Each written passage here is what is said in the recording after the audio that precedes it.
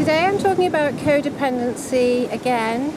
You may have seen my other videos on codependency, but today I'm thinking specially about being in a codependent relationship with somebody who is abusing us. Please forgive me for being a bit emotional or raw with this.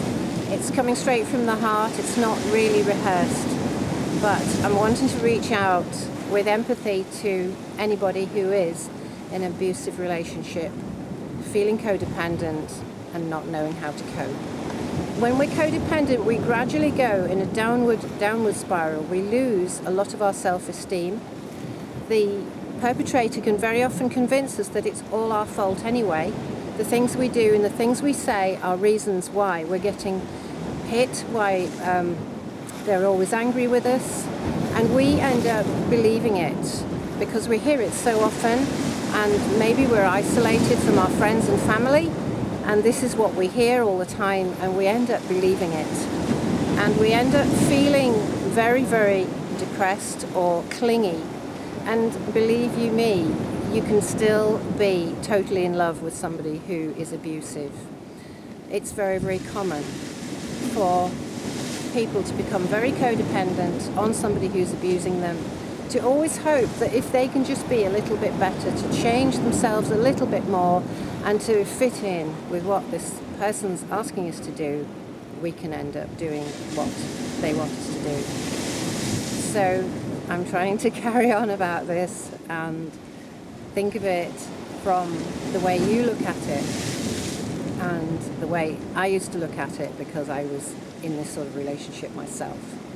And you get so uptight, so dependent, so absolutely raw and absolutely desperate that you sometimes don't even dare to leave this person for half an hour.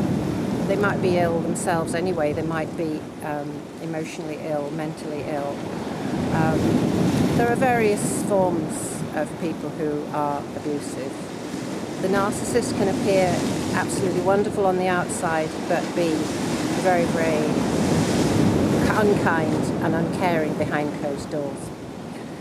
So if you can have some time to yourself, if you can even take 10 minutes to walk around the block, to breathe, to let your heart rate go down, to begin to feel more normal. An afternoon is fabulous. If you can get away, sit somewhere quiet, peaceful, somewhere by the sea, or even if you're in a town, in a library, somewhere peaceful, where you can read about something that you've always wanted to read about. You can take your mind anywhere you like in that time. You can have a fantasy about anywhere you want to be, and it will give you a feeling of peace for a short time in your life to help you to gather yourself together. Some of us can't even think about what we're supposed to be buying, what we're meant to be doing, the things we're meant to be buying on our shopping list. Some of us are just so upset that we can't think straight. So it's even more valuable to have this time to think what you're doing, and try to breathe, try to take some time out. We could be so scared that this person is maybe going to go off with another girlfriend, boyfriend, partner. They might leave us.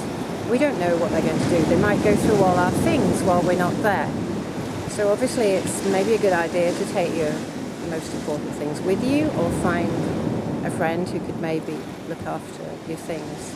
So you can make some contingency plans just to give yourself a little bit of a break. Even if you don't want to leave the person, because so many of us want to just stay with the person. We want to stay with them. We just can't bear the idea of ever leaving them, ever. So we just want to stay and make the relationship better, and we just live in hope that this person will feel sad and sorry for what they've done to us, and they will love us like we crave them to do. But if you're feeling a little bit more rational, a little bit more calm, it will help you in your relationship. It'll help you to cope, because I know from past experience, when you get really, really upset, you can end up screaming back at the person, obviously to the detriment of not just the relationship, but you can end up getting hurt too. So if you have that bit of rationality, you take a step back, you let go and let God, and think about yourself for a little while. I hope that this has helped. I'm sending all my empathy and love out to you all. Talk to you again soon. Bye.